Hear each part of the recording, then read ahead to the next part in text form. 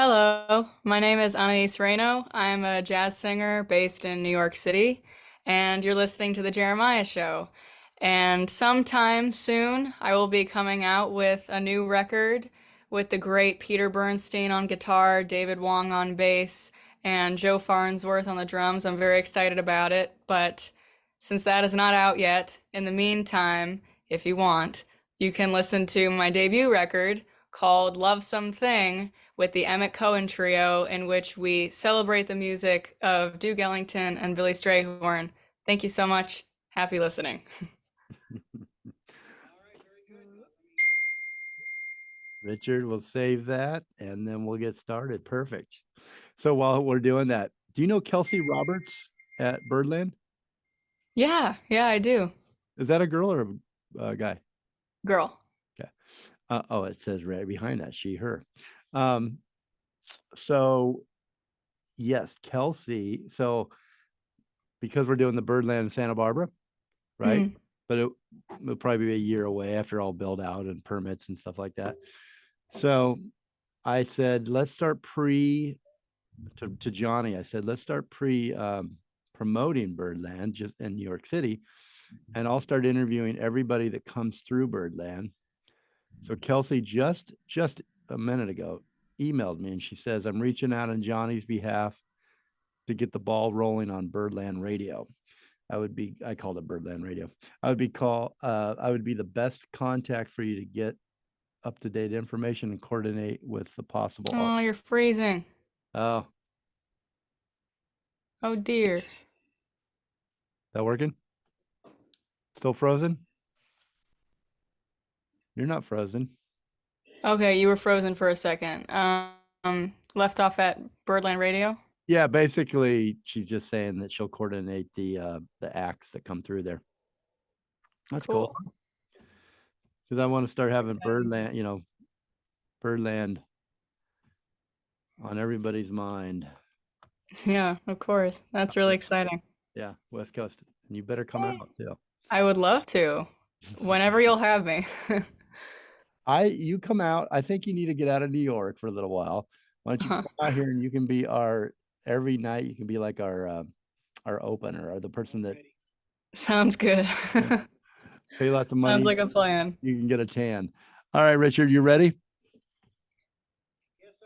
Ready to go. Okay. Let me just hold on. All right, let's go. Welcome to the Jeremiah Show. A very, very special guest today on the show. Anais Reno. She made her first appearance on this show when she was only 17. Anais, don't worry, you're probably getting close to the age where people will quit referring to your age. That must just drive you nuts. She literally blew me away with her voice and her talent. Seriously. I now have seatbelts on the radio studio chairs. Anais has been involved in the performing arts since she was 8 years old. After winning the 2016 Forte International Competition's Platinum Award at Carnegie Hall, Anais won second place at Michael Feinstein's Great American Songbook Academy competition in the summer of 2015. She was the youngest contestant ever. First place at the Mabel Mercer Foundation competition in New York City. In March of 2019, she was 15. And in 2020, she won the Julie Wilson Award.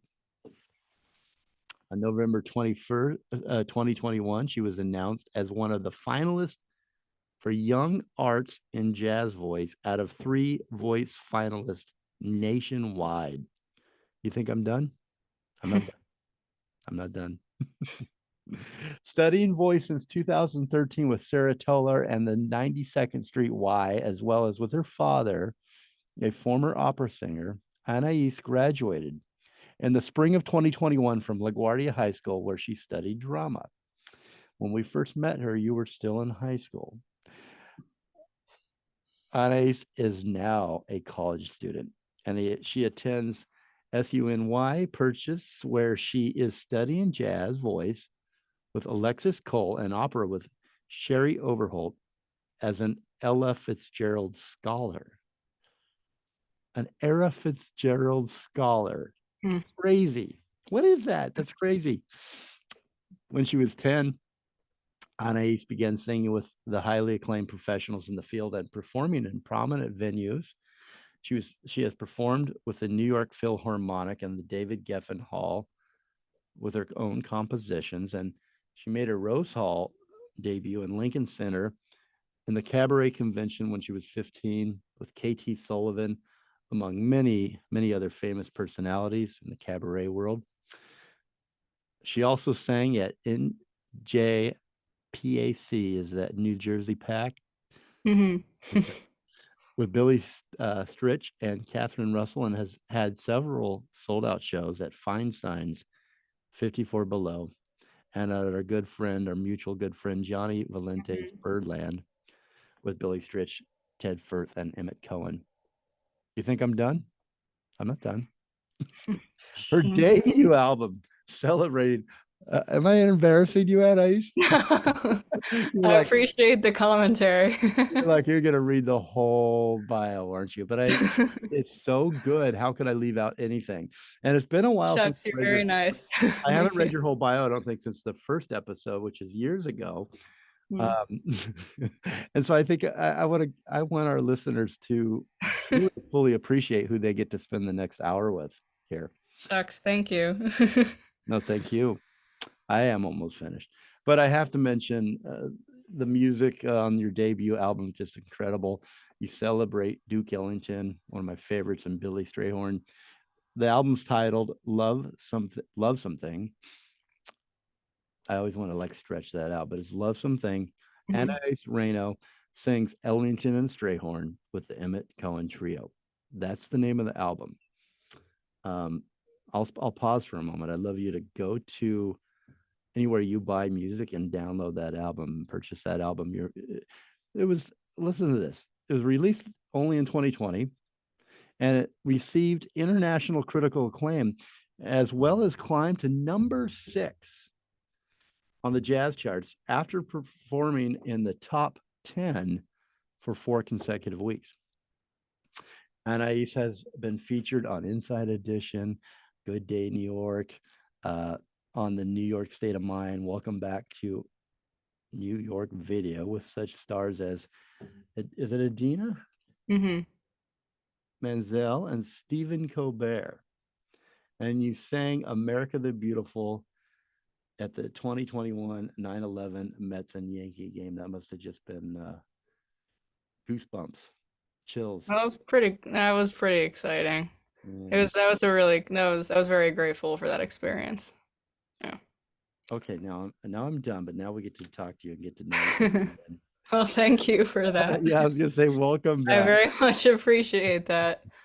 You should be my PR manager. Well, when you watch the YouTube channel and the video on this, Anais had her head down through most of that introduction on her desk. I think I was embarrassing her. But wow, I mean, I have to give you a hand here by a hand of 2, 1, 2. I'll give you a hand. No, I mean, what an incredible, you just don't stop, do you? You just keep, it's in you. It's who you are. You are a songbird. You are a musician and such an artist, a true artist. Thank you. Well, so let me give you the official welcome back, Anais, my Yay. young old friend. Yay. And I'm so happy to be back. Thank you. we've missed you for sure. Me So too. you live in a dorm, but that is when you can get in to that dorm. I can get into the dorm. I was having an issue with my key because I can't do basic tasks like using a key. So my friend had to help me. Those keys are tricky. Yeah, well, or maybe they're not, and I just don't know how to use keys. But Well, Anais, what we're referring to is we had a phone call earlier and she couldn't get into her dorm, but she's at her dorm now. I'm glad to say safe and sound. And what's that like being in a dorm now? Last time we spoke, you were at your home in New York City. I mean, it's pretty dormy, you know. It's a cool experience. You definitely get the freedom of college life as anybody would, which is nice, and it's very convenient here at Purchase because I still am pretty close to the city, so I can go back and forth a lot. That was a big thing in terms of choosing colleges for me, is location. But I still have that little bubble, that little separation. And my roommate is wonderful. This is the second year in a row that we're living together. And I live with a couple other of my friends. I like dorm life. It's very nice. Do you like, is it fun? You don't strike me as from our other conversations as like the college party girl, but maybe I'm wrong. Is it fun to be away from home? I wouldn't say I'm particularly a partier. Not that Purchase is exactly known for its partying. It's definitely had its moments, but it's a conservatory. You know, it's a lot of art students, and so it's a lot of performances on campus more so than parties, I'd say.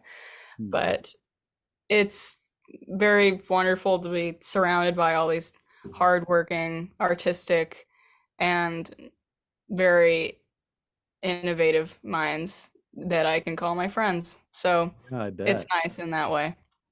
I bet being around creativity spark your creativity and creative people. Mhm. And that's one of the reasons I love this show and getting to talk to you, because it's a, to talk to an artist or someone who is creating and who is searching, rather than someone that's just doing the 9 to 5, although I'm sure they have dreams and they're creative as well. Yeah. It's just it's a to me it's a energizing conversation and a person that, okay, if you're a casual fan observing from the outside, your life looks incredible, your success is mesmerizing, your talent is envied, but you actually grew up on the mean streets of New York City. The glory. Yeah, yeah. Or, but New York City streets and the clubs and the pressure you feel as an artist, no matter what age, and the music industry can be overwhelming at times, can't it? Isn't it overwhelming at times? Of course. I mean, it is for everybody, no matter what outlet you grew up experiencing music through, or anything creative, really.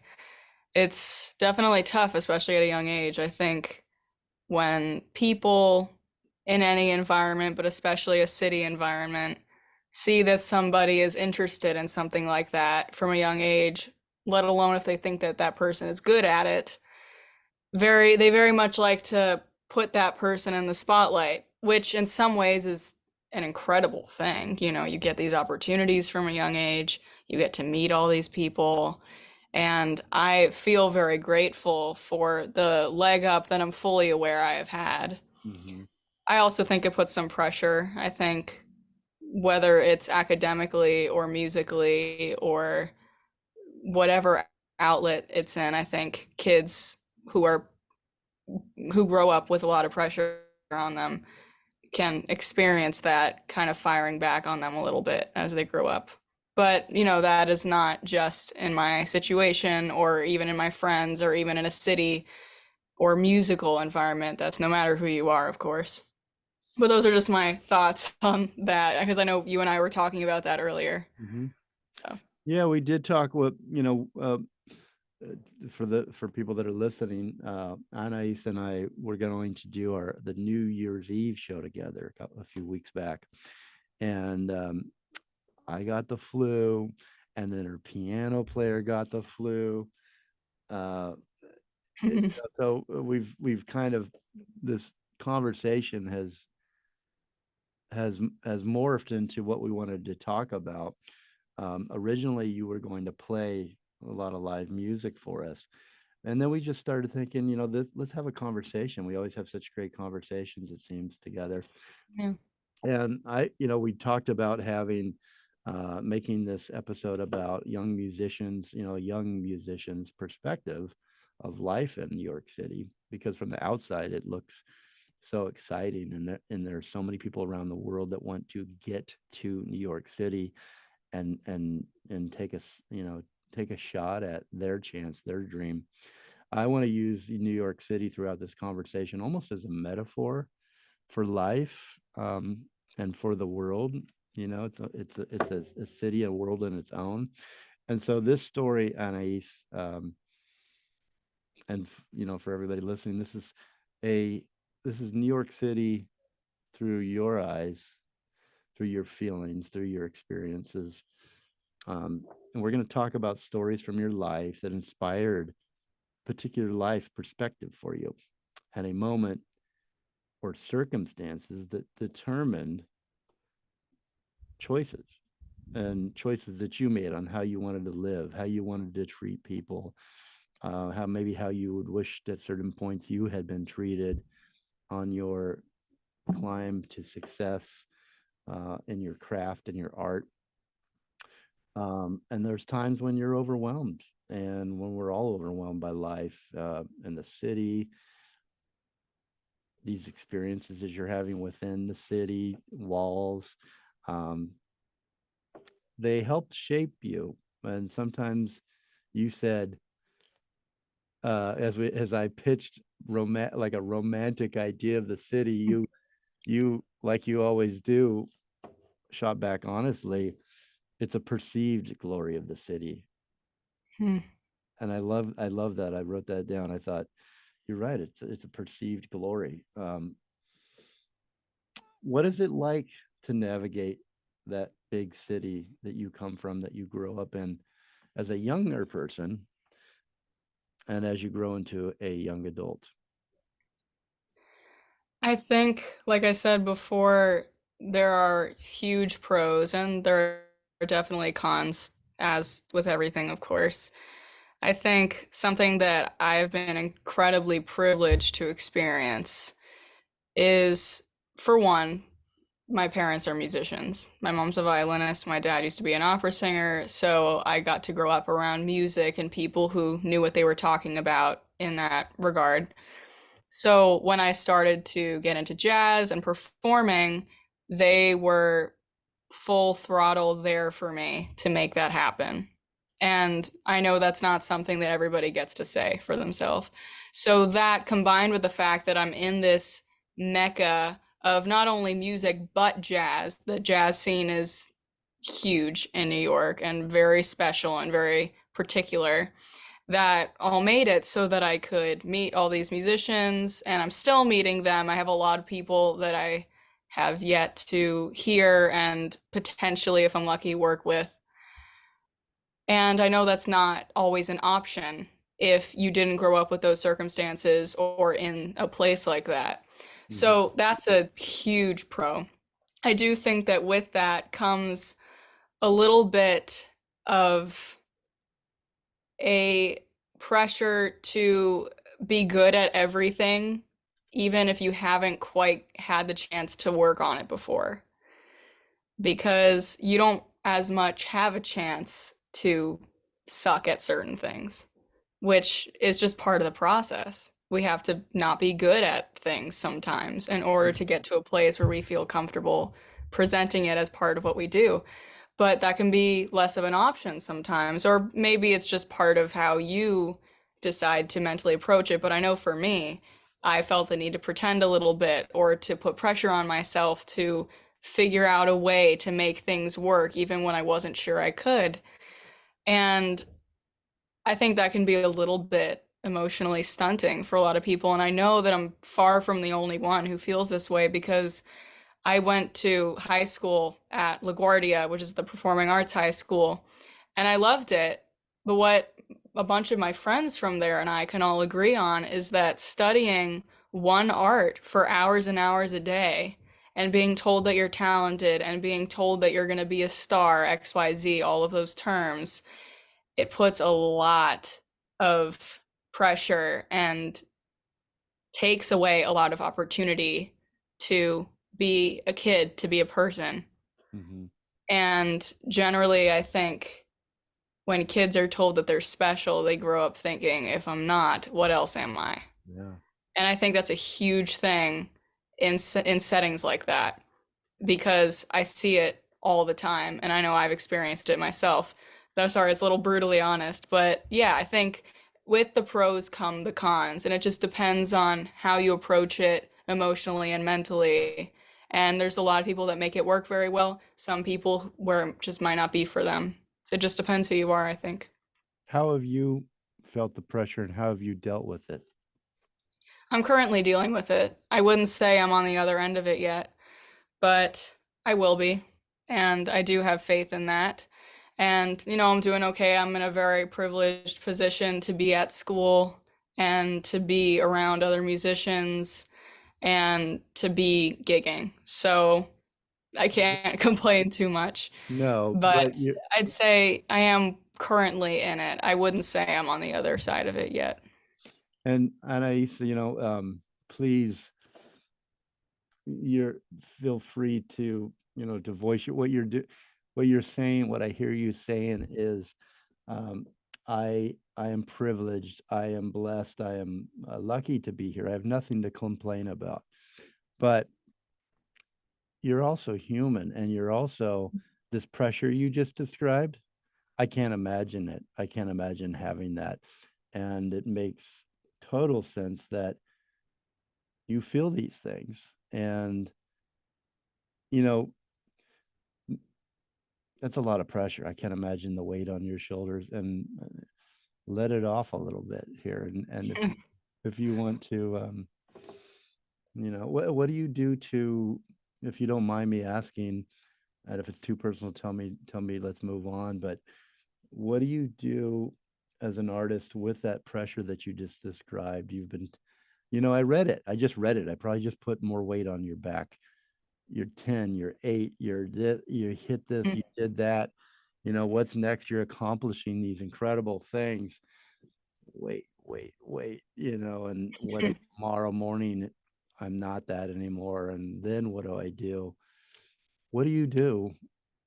Give some advice, because I think you said there are other kids that went to your high school that are in the program with you right now that have grown up like you have, but there are also kids out there listening right now around the world that are listening to you, what you're saying here. What do you do that helps you personally that maybe they could borrow to to deal with that pressure? Are there I think the first thing that's important to mention is that there isn't just a miracle cure for something like that. And if there was, I would have used it by now. Because, like I said, I am currently in it, and it's nothing serious. We all have our stuff that we need to work through. This is mine.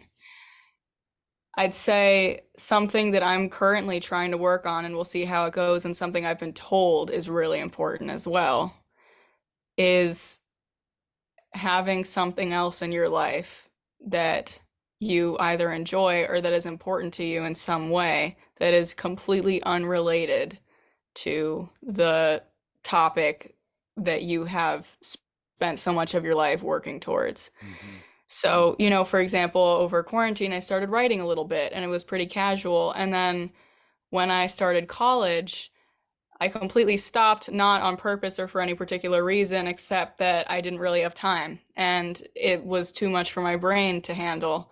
And I've started to very intermittently get back into it. And something about just thinking about it changes my interests, has brought me to some different conclusions about myself. You don't even have to spend hours a day working at it. It shouldn't be work at that point. It's just something else that you enjoy, and that can be hard to find. I was never interested in anything else besides what I had always done. I Mhm. think that's a very important thing. I think therapy is an important thing.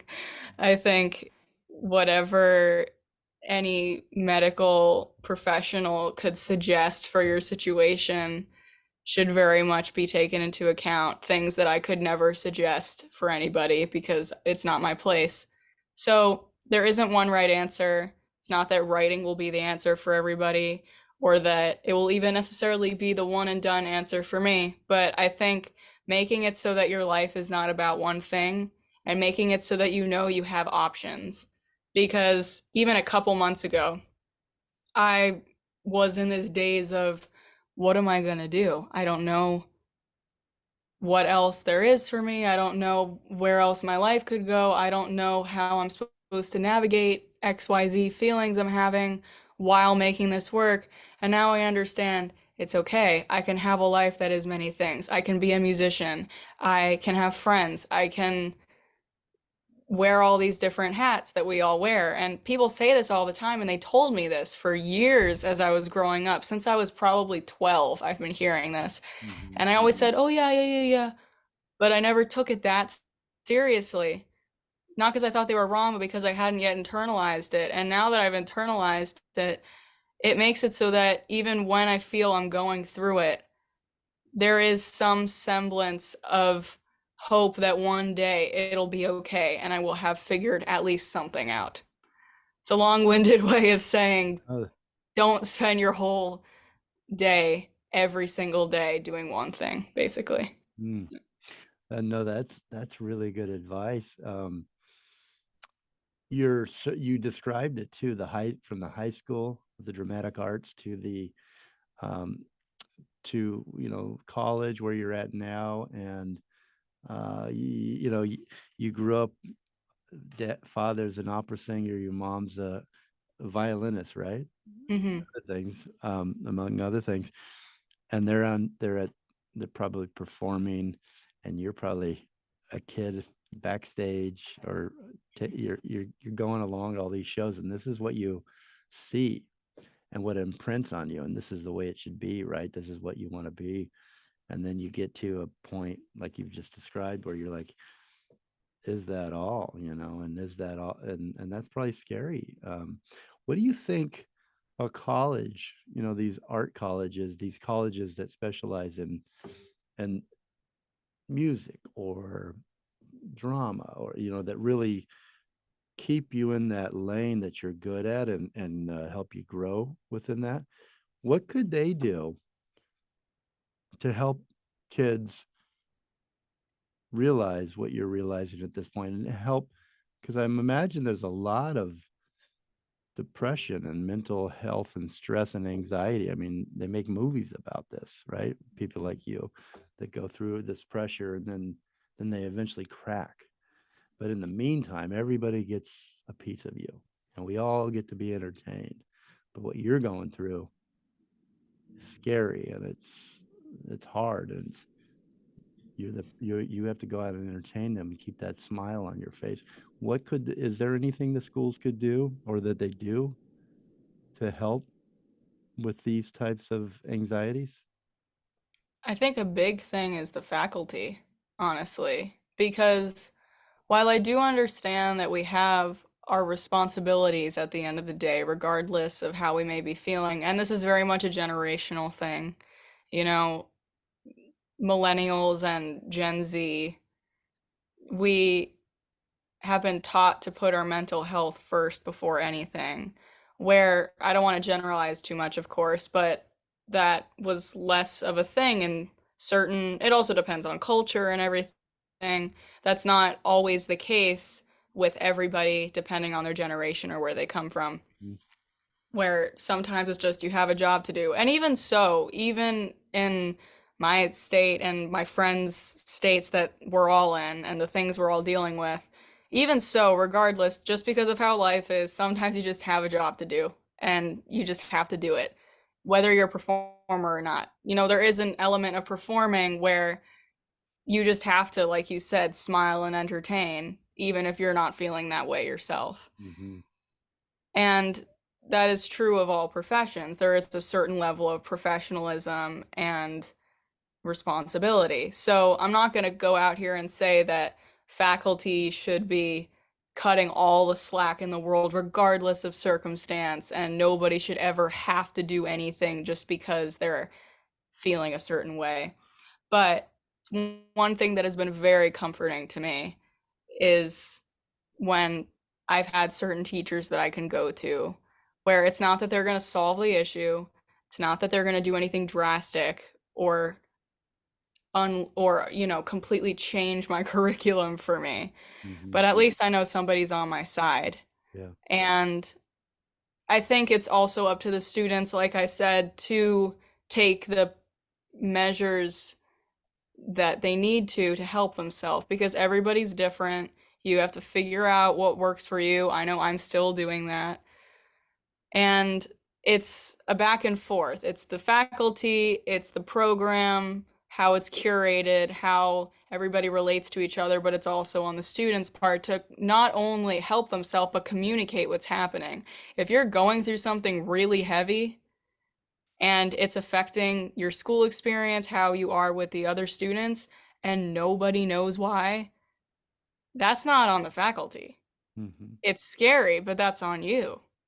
You have to figure out how to communicate with people, and I have to work on that too. I'm not always communicative, but the times where I have been, even if I don't always feel like it's going to be, it is always a huge weight off my shoulders, at least for a moment. And those moments, whether they last a long time or not, can be a huge stepping stone to feeling better eventually, I think. Wow. Well said. Very well said. Thank you. Anais Reno.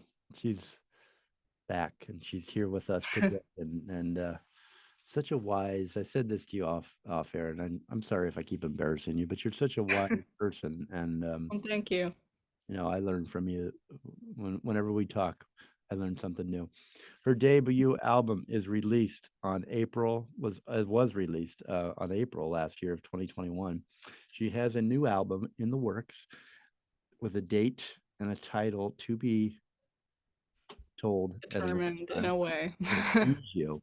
In the meantime, though, do yourself a favor. Love Something. Anais Reno sings Ellington and Strayhorn featuring the Emmett Cohen Trio.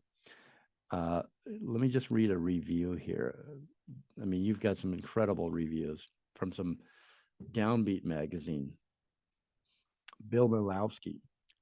Reno delivers with rare maturity throughout and delivers with uncanny depth on the melancholy torch song, I'm Never Happy Anymore. And she swings with ferocity and sass on Anita O'Day on the up-tempo closer, Never Been in Love. Stephen Mosher of Broadway World says, this is a once in a lifetime voice. And I couldn't agree more. Also, once in a lifetime person, if you're lucky enough to get to know her like we are on the show today. Look for upcoming tour dates on our website. It's at anaisreno.com. I'm going to spell it for you.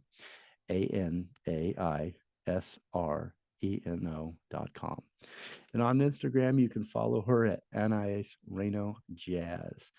Although I notice you don't post a lot, and I like that because I'm not posting a lot either, and I want to find people like me that don't probably really like to post a lot, and I think we should have an uprising. What do you say? You want to Uprising of the non-posters. give it on Sounds Instagram? like a plan. Just because you're supposed to doesn't mean you have to. We'll be right back with more from Anais Reno.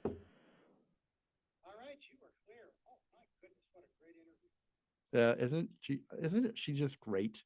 Ah, shucks, you're great. She keeps sticking her head This is below the fun. camera. She's putting her head in the sand. Um, okay, let me just find my place here real quick, Richard. Let me see. See what I meant? Like this is better conversation than I planned here. No, Um, this is really fun. I'm glad I get to talk about this stuff with you. well, I don't talk about it with people really, because why would I know? It doesn't just come up. let's So, actually come back with that point. I want to bring that point up because I had to take that commercial break, but you brought something up that I wanted to mention about not talking about it. But your advice was you need to talk about it. It's on you, right? Okay, Richard, I'm ready.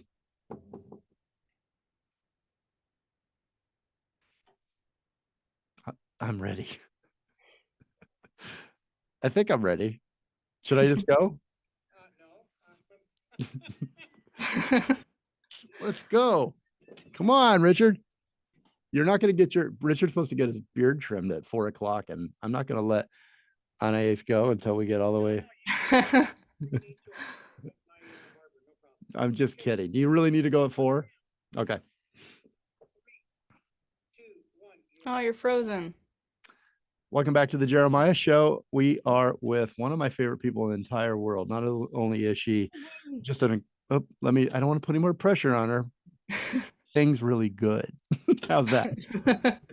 You're fine. Okay. I just love her voice. She's a songbird. She's just a really special person, and we're having such a great conversation. So welcome back. If you've missed any of this, definitely check it out on the podcast. If you're missing it on the radio, you brought up we were talking before the break about when you're down or you feel pressure or you're having a bad day or you're depressed. We all go through that. And what I like what's happening, I'm seeing a sea change where people of all ages are able to say, I'm tired. I don't have it all right now. I need some time to myself. I need to read a book or write or journal or whatever, sing, listen to music, go for a walk. I need time for myself. I need my, if your brain, if it's not charging and if it's not good, that's always been a stigma before, and it shouldn't be. It's like everything else. If you sprain an ankle or your throat is sore from singing, and you can't sing, you've got to take care of everything. And the thing that charges and fires all these neurons and all this, everything that inspires us in our daily lives comes from our brain. And we need it. There's nothing wrong with telling people that you're not okay one day, or maybe a week, or maybe a month, but tell somebody. That was your advice, Anais, before the break, and I think it's good advice. I forgot my question. I talk too much. Well, I mean, I just want to say I so appreciate you mentioning that, because with that stigma comes us not even talking about the fact that nobody talks about it, When it is this silenced topic, then where do you go from there? Right. It's not that we all need to make a scene about what we're going through. Again, it depends on the person, what works for you. Some people work better by themselves, depends on the topic. But I know that for me, at least, I have the very common urge among many people to isolate when I feel a particular negative way.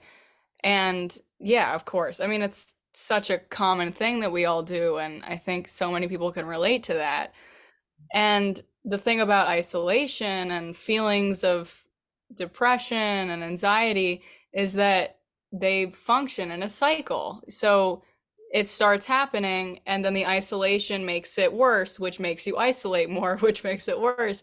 And then it becomes this very difficult hole to get out of. Mm-hmm. And I think the second that somebody else knows you're going through something, it doesn't need to be a burdening thing to talk about or to tell somebody. Right. But all of a sudden, it forces you to not be on your own, or at least get it out there. Even mentioning it can help you for, I don't know, 20 minutes. It doesn't have to change the whole situation. It won't necessarily solve everything. But I mean, all we can really ask for, I think, rather than this very distant goal of life happiness, whatever the hell that means, is just moments of relief, I think, from everything that's happening, Yeah. Because as we all know, and I'm preaching to the choir of everybody who's already aware of this, life isn't going to take it easy on you. So why don't you just give yourself a second whenever you can? Like, it's not just going to hand you like happiness and peace all the time. So just if talking about it for 20 minutes helps you, I don't know, maybe do it. That's what I've found, and then you can find someone who can relate to you maybe. And that's a huge thing if you're lucky enough. Find that person. Yeah, and they are there. A lot of times you don't realize they're there, or you don't want to burden them, right? You don't want to burden them Yeah. with problems or your thoughts. But that's not they will appreciate that and probably come to you when they have problems or they're Hmm. troubled. Um, yeah, I find like the isolation thing that you mentioned in the beginning, where you go isolate.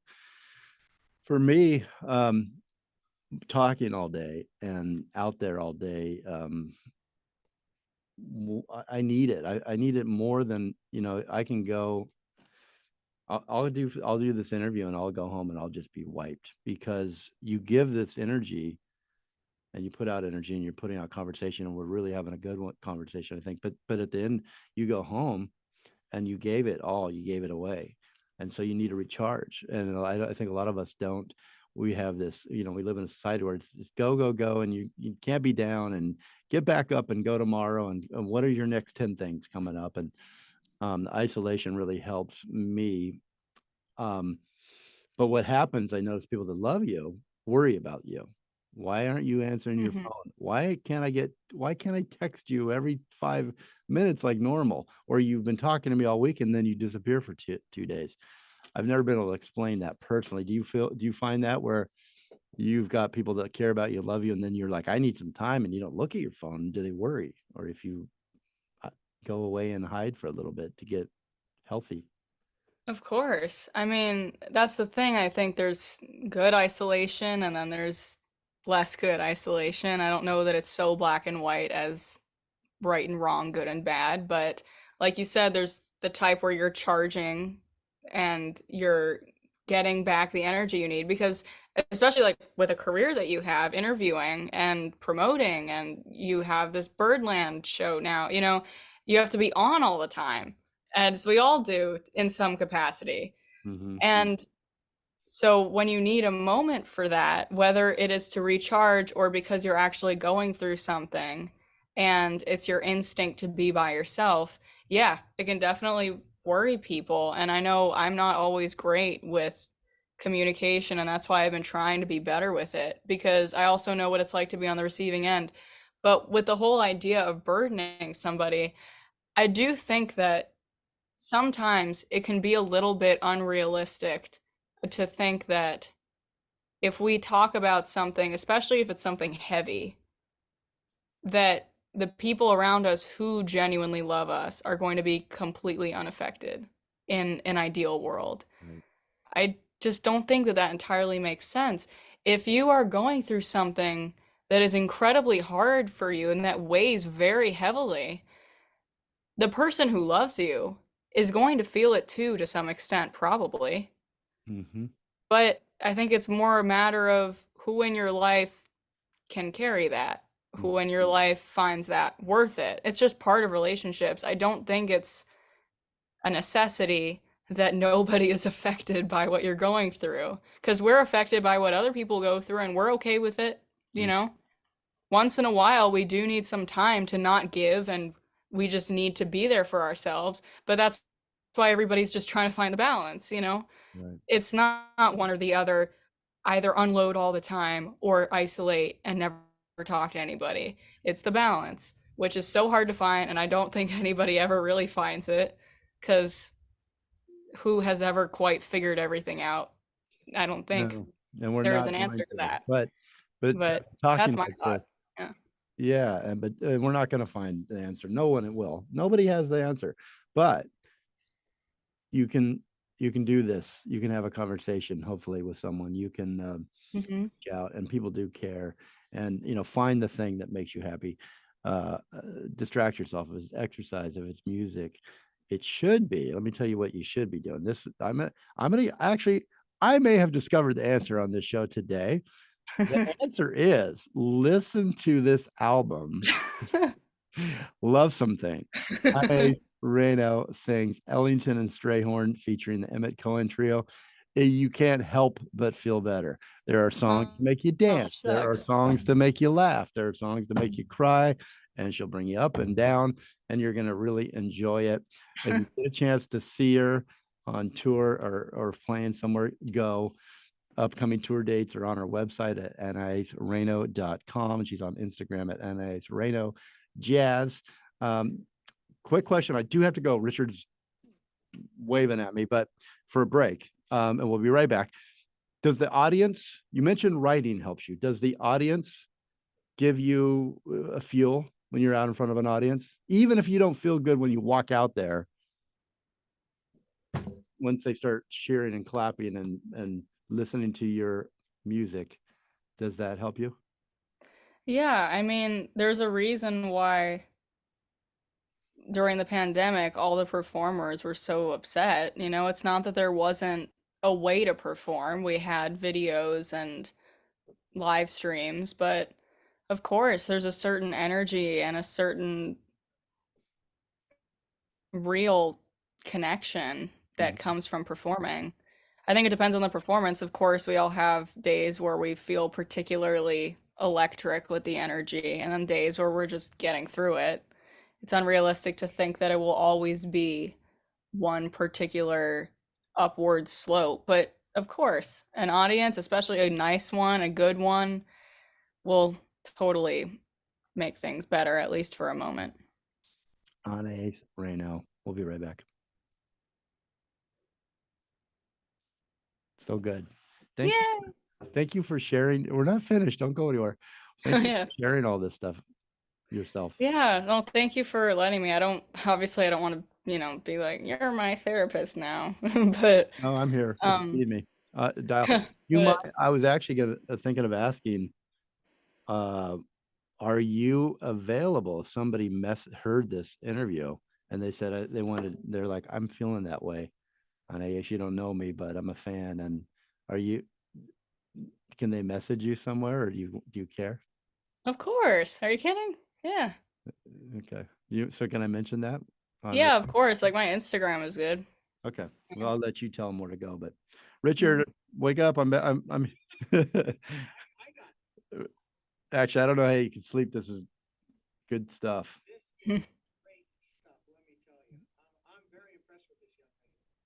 Can you hear Richard? Did you hear him? Oh, not really, no. He said, this is great stuff. I'm so impressed with this young lady. Oh, shucks. Thank you, Richard. Shucks, Oh. he says. um, let me see if there's any questions here we're going to get to. All right, hold on one second, actually. Hey, I moved my appointment to 5, so you're good. Sorry, Richard. Thank you. You're the best. No, hey, not a problem. All right, here we go, my friend. Segment 3. Might want to indicate. Do a short one, right? But again, you got the time. 3. Well, hold on. So let me read a poem. Can I read a poem? Okay. And then Anais, then I'm going to go to you and ask you about, hey, if somebody's listening right now, can they contact you? And then give out that information. And then we're going to take another break because we got to do a real short one here. We went long at first. And then we'll come back and we'll finish it up, right, Richard? For 5 or 10 minutes or something. Okay. Okay. So we'll just do you and I will do a quick one here together. I like the fact that she's making herself available to folks. Yeah. Because I know there are people out there that are going to go, oh my God, this is me. And it might be right on the brink, that it's happened before where listeners have, emailed and said, that person you had on saved me.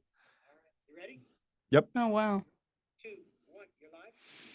The poet Allen Ginsberg wrote a poem that's pretty famous about New York City called My Sad Self. And he wrote it to Frank O'Hara. I'm going to read it here for you. And I'd love to hear your thoughts, Anais. Sometimes when my eyes are red, I go up on top of the RCA building and I gaze at my world, Manhattan, my buildings, streets I've done feats in, lofts, beds, cold water flats. On Fifth Avenue below, which I also bear in mind, it's ants' cars, its little yellow taxis, men walking the size of specks of wool, panorama of the bridges, sunrise over Brooklyn Machine, sun go down over New Jersey where I was born, and Patterson where I played with ants.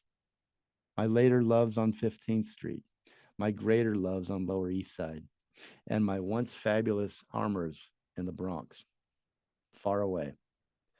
Paths crossing in these hidden streets, my history summed up, my absences and ecstasies in Harlem, sun shining down on all I own, in one eye blink to the horizon in my last eternity, matter is water.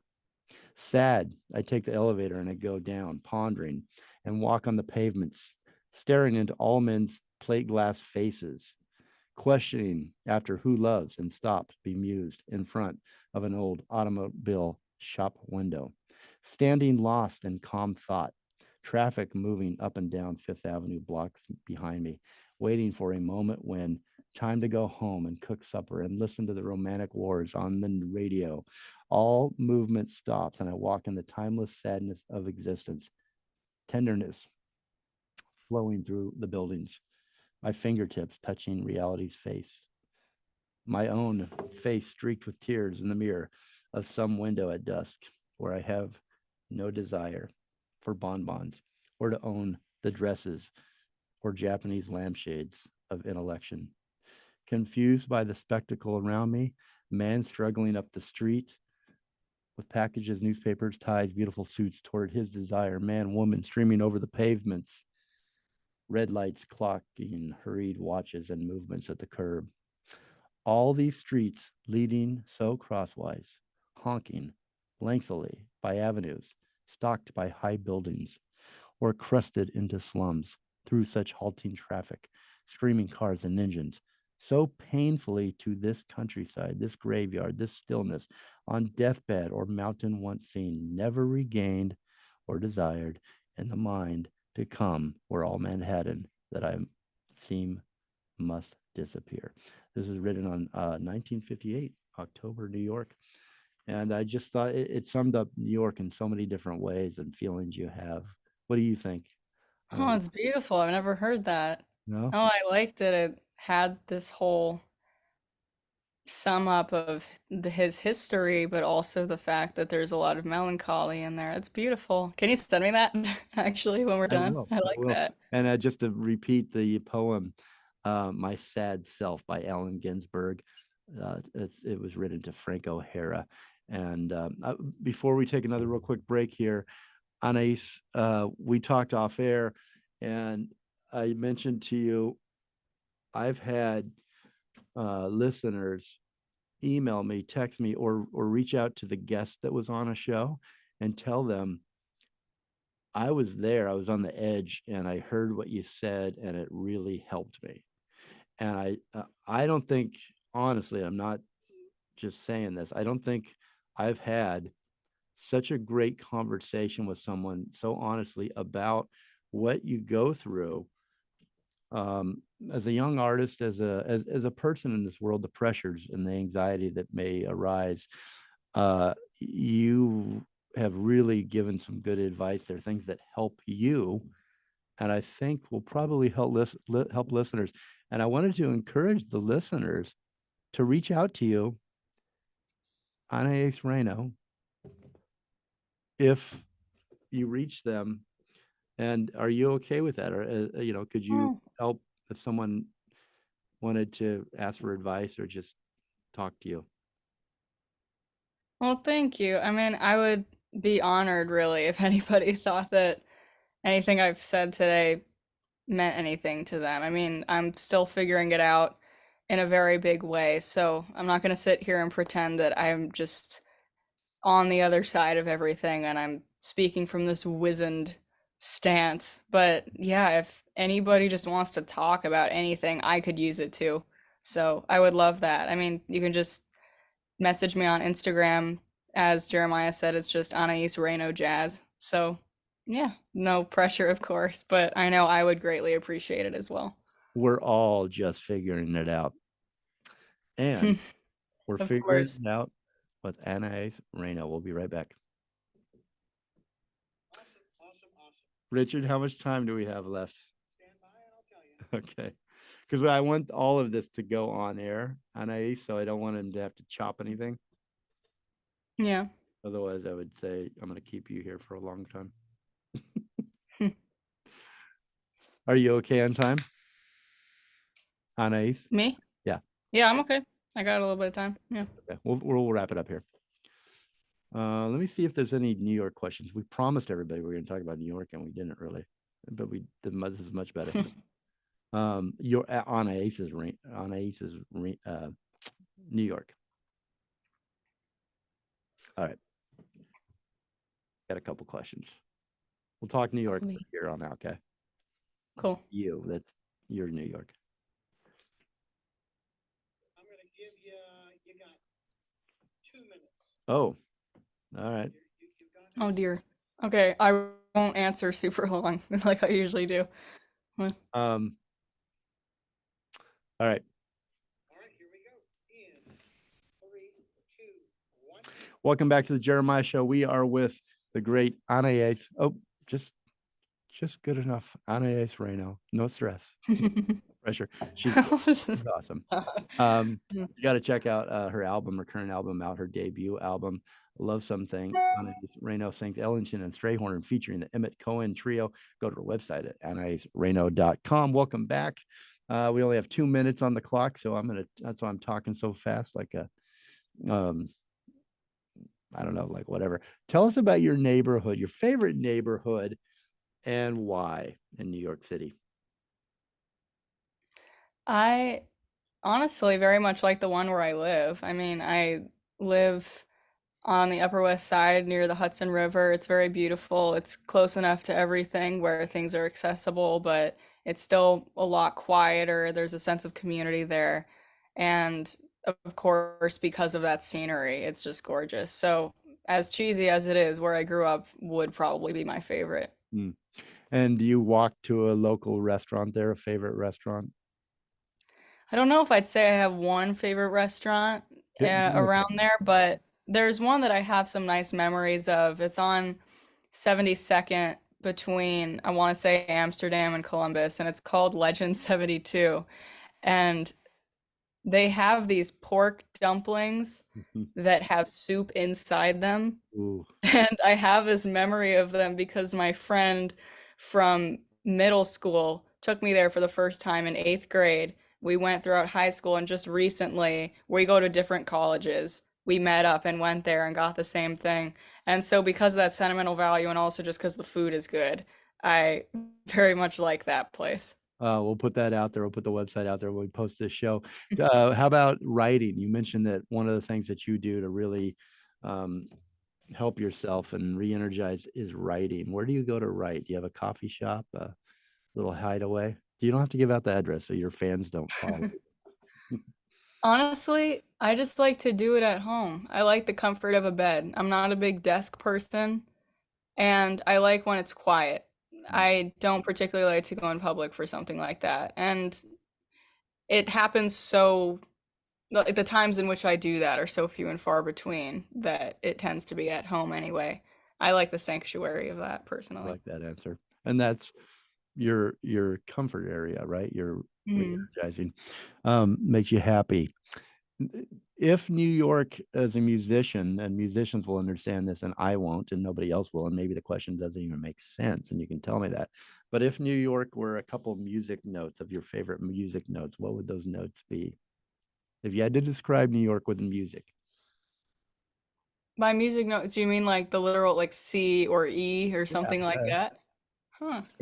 Does the question even make sense Well, to the musician?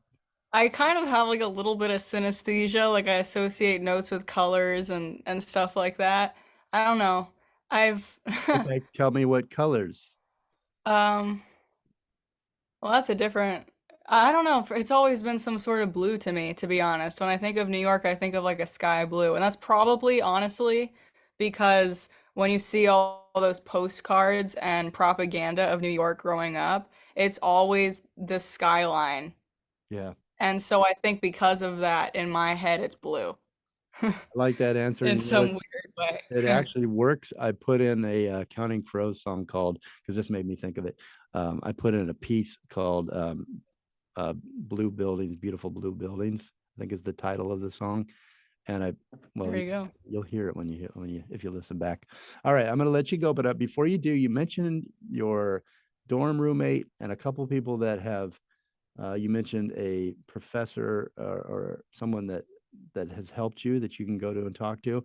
And you mentioned a couple people that are, working as hard as you are on their craft. Do you want to drop a couple names? Anybody that's got another record I'd out love to. in the years that we can promote here? Anybody you want to promote and I thank? would love to. A professor who has been really huge for me within that is Pete Malinverni, and I actually knew him before I even came to the school. He's a pianist, and up until last semester, he was the head of the program as well. He's still teaching at the school though, and he and I have a very close relationship. And also, I, I just have some really great friends over here who I feel very grateful to have met. My friend Lillian, my friend Bridget, my boyfriend Samir, um, just these really wonderful, incredibly smart people at this school. And my teacher, Alexis Cole, also Sherry Overholt, who you mentioned in my bio earlier. And of course, I'm not involved with the school, my parents and my grandparents. It's just, I do feel very fortunate to have a support system and people who are also just trying to figure it out and who are incredibly intelligent at doing so. That's nice. Before the last one, your mom's name, because she's actually been on the show. So you should, if you've listened and you loved Anaïs and her music, check out her mom. Her mom has a great violinist and plays different instruments. But your mom's name Julie Kurtzman, and your dad's name. Camille Reno. And this is Anais Reno, and we are going to play for you right now off of the album we've been mentioning. And I'm going to mention again here just a minute ago. I'm Just a Lucky So-and-so, Anais Reno. And you can pick up the album, and you should love something. Anais Reno sings Ellington and Strayhorn, featuring the Emmett Cohen Trio. Again, I hope you enjoyed it as much as I did. It's a great hour. I did. Thank you so much for having me back. And thank you, Richard. This is so much fun. I love talking with you. And you have my number. If you need a therapist, I'm here for you anytime. Ditto. Okay, everybody, thank you once again. Communicate, but listen more and evolve, and have a great week. You're clear. Yay! Thank you. Thank you so much. This was so Cheers, much fun. by I the love way. talking with you. I love talking to you as well. And I'll send this to you. There's Richard. He wants to come say hi. Hi. Hi. So good to see you. I'm calling you sometime late tonight with all of my problems, okay? Sounds good. The three of us. We should just do. We should all just like hang out and talk about stuff. Yeah, excellent.